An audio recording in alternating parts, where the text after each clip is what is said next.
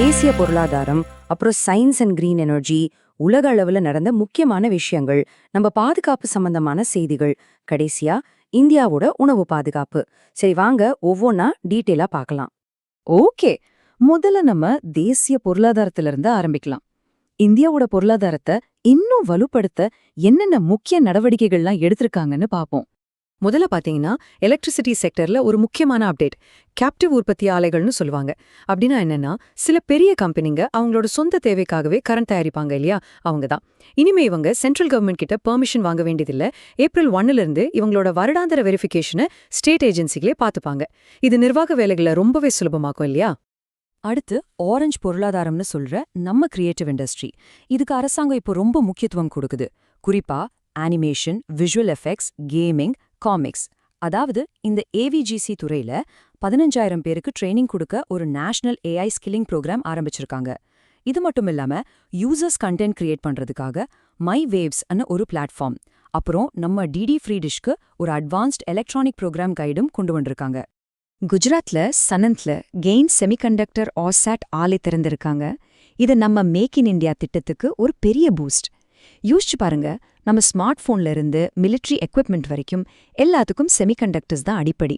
So இந்த ஃபீல்ட்ல நம்ம தற்சார்பு அடையிறது நம்ம டெக்னாலஜி பாதுகாப்புக்கு எவ்வளோ முக்கியம்னு பார்த்துக்கோங்க.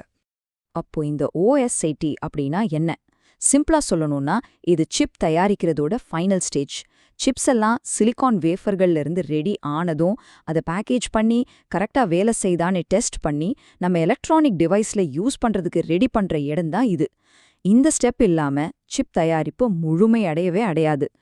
சரி, எக்கனாமிலிருந்து இப்போ சயின்ஸ் அண்ட் சஸ்டைனபிலிட்டி பக்கம் போலாம். இந்த துறையிலையும் இந்தியா பல முக்கியமான ஸ்டெப்ஸ் எடுத்திருக்கு. அது என்னென்னு இப்ப பார்க்கலாம் வாங்க. கடல் ஆராய்ச்சி துறையில ஒரு சூப்பர் நியூஸ். கொச்சியில இருக்கிற பவசாகர் சென்டர் தான் இப்போ ஆழ்கடல் உயிரினங்களுக்கான இந்தியாவோட முதல் தேசிய களஞ்சியமா அறிவிக்கப்பட்டிருக்கு. இது எதுக்கு முக்கியம்னா, நம்மளோட விஷாலமான கடற்பரப்புல இருக்கிற உயிரினங்களை பாதுகாக்கவும் அதுல இருந்து புதுசா மருந்துகள் கண்டுபிடிக்கிற மாதிரி ஆராய்ச்சிகள் செய்யவும் இது ரொம்ப யூஸ்ஃபுல்லா இருக்கும். வாவ்! கேரளாவோட வர்க்கலா நகரம் ஐநாவோட ஜீரோ வேஸ்ட நோக்கி போற 20 நகரங்கள் பட்டியல்ல இடம் பிடிச்சிருக்கு. இது ஒரு பெரிய இன்டர்நேஷனல் ரெகக்னிஷன். எதுக்காகன்னா, அவங்களோட சூப்பரான சாலிட் வேஸ்ட் மேனேஜ்மெண்ட் அப்புறம் ரீசைக்ளிங் முயற்சிகளுக்காக தான். கண்டிப்பா இது மத்த இந்திய நகரங்களுக்கு ஒரு நல்ல இன்ஸ்பிரேஷன். இப்ப கொஞ்சம் இன்டர்நேஷனல் பக்கம் போவோம்.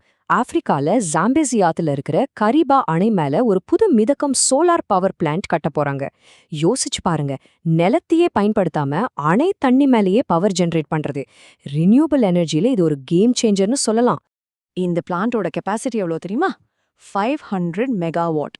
இது பல லட்சம் வீடுகளுக்கு கிளீன் எனர்ஜி கொடுக்க போதுமானது. ஆப்பிரிக்காவோட எனர்ஜி செக்யூரிட்டிக்கு இது ஒரு பெரிய பூஸ்டா இருக்கும். அடுத்து குளோபல் லெவல்ல ஹெல்த் அண்ட் எஜுகேஷன்ல நடந்த சில முக்கியமான அப்டேட்ஸை பார்த்துடலாம். யுனெஸ்கோவோட லேட்டஸ்ட் ரிப்போர்ட்ல மனசை பாதிக்கிற மாதிரி ஒரு டேட்டா வந்திருக்கு. உலகம் முழுக்க இன்னும் 270 மில்லியன் குழந்தைங்க ஸ்கூலுக்கே போகாம இருக்காங்க. இது எவ்வளோ பெரிய சவால்னு யோசிச்சு பாருங்க. இந்த ரிப்போர்ட்டோட முக்கியமான வார்னிங் என்னன்னா, 2030க்குள்ள எல்லாருக்கும் தரமான கல்வியை கொடுக்கணும்னு ஒரு இலக்கு இருக்கு இல்லையா, அதாவது SDG 4.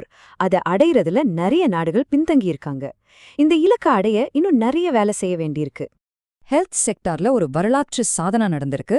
தொழுநோயை முழுசா ஒழிச்ச முதல் நாடுங்கிற அங்கீகாரத்தை ஜார்டானுக்கு உலக சுகாதார நிறுவனம் WHO கொடுத்திருக்கு. பல வருஷ பொது சுகாதார முயற்சிகளுக்கு கிடைச்ச ஒரு மிகப்பெரிய வெற்றி இது. ஓகே, இப்ப நம்ம 4வது செக்ஷனுக்கு வந்தாச்சு. இங்க நம்ம பாதுகாப்புத்துறை அப்டேட்ஸையும் இன்டர்நேஷனல் லெவல்ல இந்தியர்களுக்கு கிடைச்ச அங்கீகாரங்களையும் பத்தி பார்க்கலாம். நம்ம இந்திய கடற்படைக்கு அக்ரே அப்படிங்கிற ஒரு புது நீர்மூழ்கி எதிர்ப்பு போர்க்கப்பல் கிடைச்சிருக்கு. இதோட ஸ்பெஷாலிட்டி என்னன்னா, இது முழுக்க முழுக்க இந்தியாவிலேயே கொல்கத்தா கார்டன் ரீச் ஷிப்பில்டர்ஸ் நிறுவனத்தால கட்டப்பட்டது. குறிப்பா ஆழம் கம்மியான கடல் பகுதிகளில் செயல்பட இது ரொம்ப உதவியா இருக்கும். நம்ம கடலோர பாதுகாப்புக்கு இது ஒரு பெரிய பலம். இலக்கிய உலகத்திலிருந்து ஒரு பெருமையான செய்தி. நம்ம எழுத்தாளர் அருந்ததி ராய்க்கு அமெரிக்காவோட ரொம்ப மதிப்புமிக்க தேசிய புத்தக விமர்சகர்கள் வட்ட விருது கிடைச்சிருக்கு. இந்திய இலக்கியத்துக்கு கிடைச்ச ஒரு மிகப்பெரிய சர்வதேச கௌரவம் இது.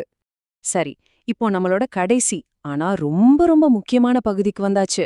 அதுதான் இந்தியாவோட உணவு பாதுகாப்பு. நம்ம நாட்டுல உணவு தானியங்களோட கையிருப்பு எப்படி இருக்குன்னு பார்க்கலாம். கவர்மெண்டோட லேட்டஸ்ட் டேட்டா படி நம்ம தானிய கையிருப்பு ரொம்பவே நல்ல நிலைமையில இருக்கு. மார்ச் 1 நிலவரப்படி 23.6 மில்லியன் டன் கோதுமையும் 36.5 மில்லியன் டன் அரிசியும் நம்ம கையிருப்புல இருக்கு.